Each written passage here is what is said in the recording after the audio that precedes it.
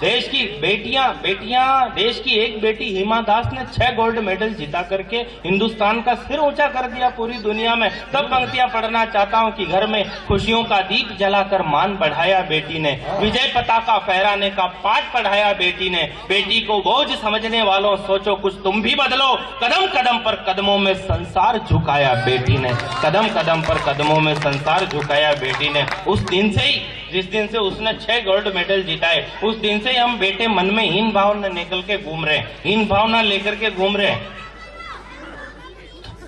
2 पंक्तियां बेटों के लिए भी लेकर के आया हूं। स्वागत है। सुन आयुषी, चलते चलते ही सुन तू। बेटियों की बात कर रही, हम बेटे क्या बाढ़ में बह करके आए हैं।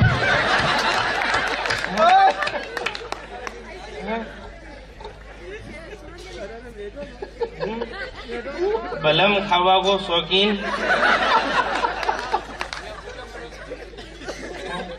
और तू कहती है कभी स्मैक कभी कोकीन।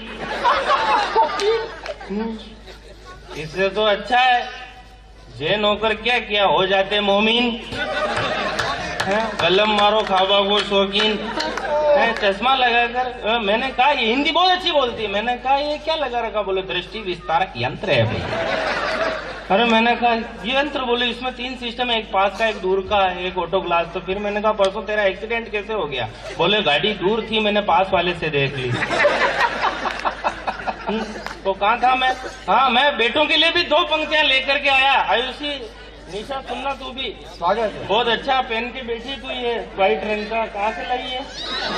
बहुत बढ़िया है, मतलब जो सब बहुत बढ़िया। आज मंच पर सब धूज रहे हैं और सबको बेरू जी के भाव आ रहे हैं बिना किसी बैंड बाजे के। पूरा ये वाइब्रेट हो रहा है यहाँ पे। मतलब अनु पंडित बहुत बढ़िया किया तूने, तू मफलर लगा के खुद केजरीवाल हो गया। वारे तेरे काजू जैसे दांत। आनंद आ गया यार, मजा आ गया वास्तव में। 2 पंक्तियां मैं बेटों के लिए भी लाया हूं। कोई 1 गोल्ड मेडल तो हम बेटे भी जीत जाते, 1 गोल्ड मेडल तो हम बेटे भी जीत जाते यदि प्रतियोगिता में लूडो और पबजी के खेल भी शामिल किए जाते। सुन रहे इमरान खान, कंट्रोल में कर ले अपनी जुबान, वरना हम भी सारी हदें तोड़ देंगे और इस देश के जितने भी भ्रष्ट नेता हैं सबको तेरे पाकिस्तान में छोड़ देंगे। जिस दिन इस देश के सारे भ्रष्ट नेता पाकिस्तान में आ जाएंगे, जितना तू अमेरिका से भीख मांग कर लाया सारा का सारा ही 10 दिन में खा जाएंगे। ये तो 2 दिन में अपना हुनर दिखा सकते हैं, तेरे पूरे पाकिस्तान को जेबें काटना सिखा सकते हैं। जिस दिन हमारे देश के फर्जी बाबाओं की नजर तेरे पाकिस्तान पर पड़ जाएगी, जिस दिन हमारे देश के फर्जी बाबाओं की नजर तेरे पाकिस्तान पर पड़ जाएगी, पूरे पाकिस्तान में केवल गुफाएं ही गुफाएं नजर आएंगी।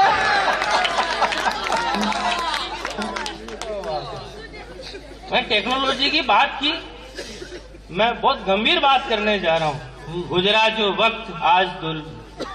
जो वक्त आज बहारों के बीच में, हमने भी कर दी शायरी यारों के बीच में। और रिश्ते सुधारने हो तो दीवार तोड़ दो।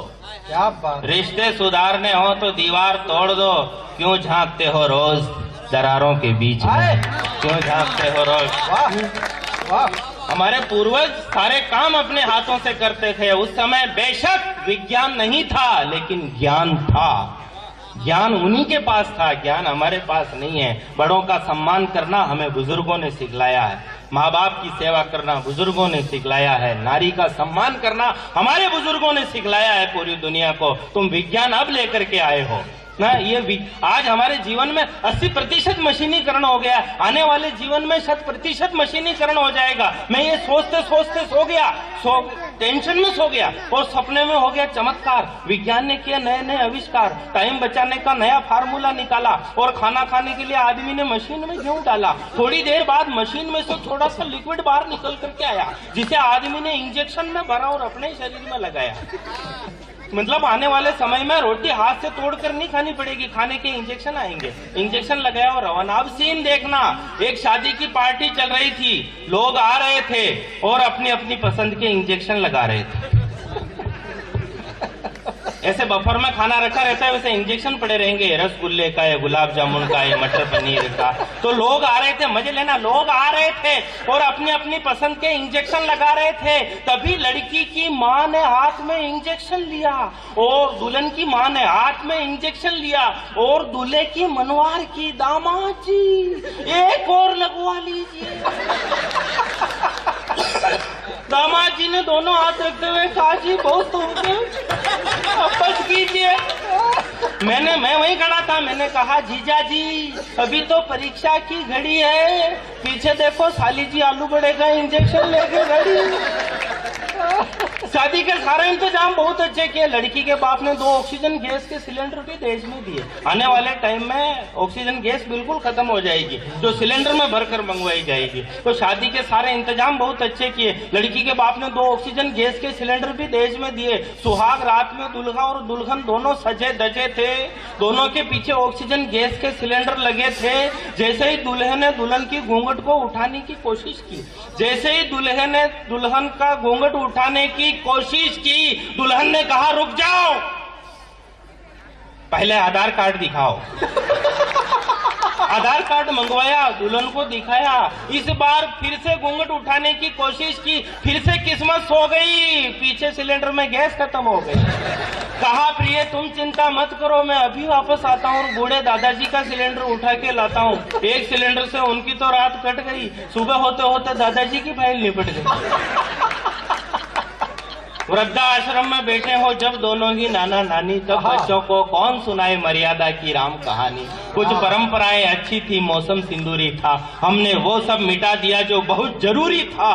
तब कहता हूँ, काश हम रूढ़िवादी होते, बच्चे नहीं बिगड़ते घर घर में जो दादा दादी होते। बच्चे नहीं बिगड़ते घर घर में जो। बहुत बहुत आभार आपका। मैं 2-3 दिन से बीमार हूँ, गला बिल्कुल सही नहीं है और खांसी चल रही, उसके बावजूद आप मुझे सुन रहे हो, मैं आपको प्रणाम करता हूँ। बहुत बहुत अच्छे लोग हो आप, भले लोग हो। मैं जहाँ जाता हूँ वहाँ ऐसा ही कहता हूँ।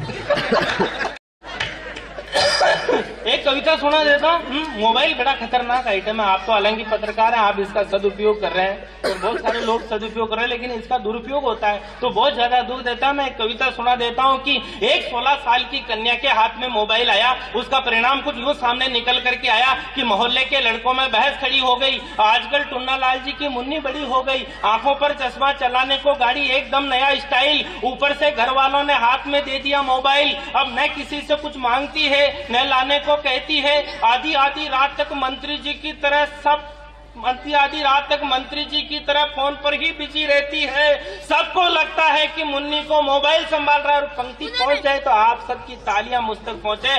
सबको लगता है कि मुन्नी को मोबाइल संभाल रहा है और घर वालों को पता ही नहीं चलता इसमें बैलेंस कौन डाल रहा है। कानू पंडित को फोन आया तब पता चला कि ये डाल रहा है। सब कुछ भूल गई 16वें साल के उत्कर्ष में। अभी से बैग भर मेकअप का सामान और पहनने के कपड़े पर्स में। जिधर जाए उधर 10-20 दोस्तों का संग। मंदिर चली जाए तो पंडे का ध्यान भंग। सुबह सुबह फोन पर पिंटू, दोपहर में चिंटू, शाम को लक्की, रात में रोशन। मोबाइल हाथ में आते ही प्रमोशन ही प्रमोशन। जैसे जैसे मोबाइल का असर चढ़ा, मुन्नी का जनसंपर्क और बढ़ा। एक दिन मुन्नी ने सारे बंधन ढीले कर लिए और मोबाइल की मदद से खुद के हाथ खुद ही पीले कर लिए। इसलिए कहना चाहता हूँ कलयुगी माँ बाप से, बचाना चाहते हो देश को आए दिन होने वाले गैंगरेप जैसे महापाप से, तो अपने भविष्य के अक्षर अपने हाथों काले मत करो। बच्चों को संस्कार दो, कम उम्र में मोबाइल के हवाले मत करो। कम उम्र में मोबाइल के हवाले मत करो।